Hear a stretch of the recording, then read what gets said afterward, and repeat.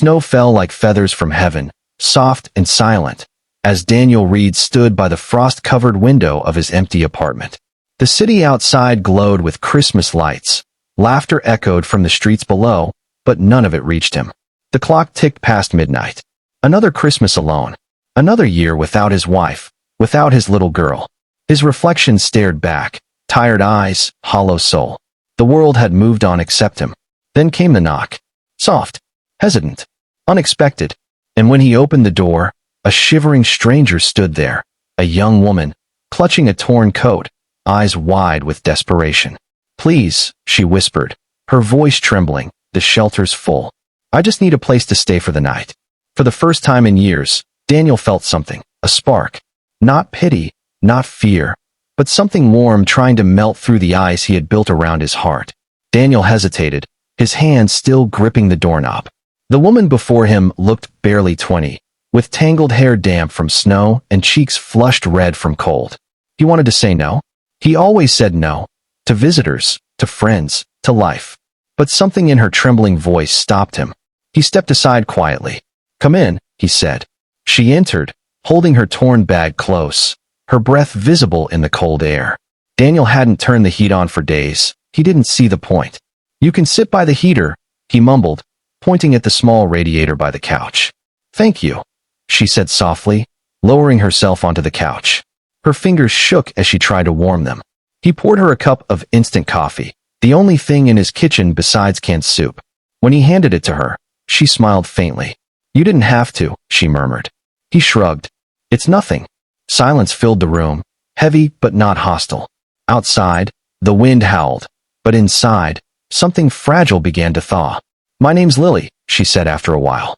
"I was trying to get to my brother's place. Bus broke down. I've been walking for hours." Daniel nodded, avoiding her eyes. "Bad night to be out." She looked around. "Do you live alone?" He stiffened, eyes flicking to a framed photo on the shelf, a woman and a little girl laughing in a park. "Yeah," he said flatly. "Just me now." Lily noticed the photo but didn't ask. Instead, she said quietly, "I'm sorry. Must be hard, being alone on Christmas." He almost laughed, bitterly. Hard stopped meaning anything a long time ago. But then, she said something he didn't expect. "My mom used to say, grief is love that has nowhere to go. Maybe that's why it hurts, because it's still alive inside you." Her words hit him like a storm. He hadn't heard anyone talk about love in years. Not since the accident. Not since the night he lost his family because he worked late. One more shift, one more file, one more reason to miss the life that had slipped through his fingers. He turned away, his voice cracking. "You should get some rest. There's a blanket in the closet." As she curled up on the couch, Daniel sat silently by the window. The snow fell heavier now, white, pure, endless. And for the first time in years, he whispered a quiet prayer, unsure if anyone was listening. When Daniel woke up, the smell of coffee filled the air. Lily stood in his kitchen, awkwardly using his old coffee maker. "Hope you don't mind," she said, smiling shyly. "You were still asleep, and I thought, maybe you'd like a warm start." He blinked, almost startled. No one had made him coffee since his wife, Claire. He sat at the table. The light through the window fell softly across the room, and for a moment, everything looked normal, like life before grief. Over breakfast, Lily talked. Not much about herself, but enough. She had aged out of foster care, worked 2 jobs until one of the restaurants closed last month. Her brother had promised to help, but she hadn't been able to reach him. Daniel listened, really listened, for the first time in years. There was pain in her story, but also courage. The kind he had lost.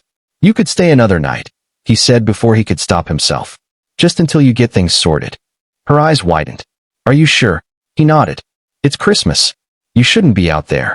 Over the next few days, Lily brought small changes, warmth where there was silence.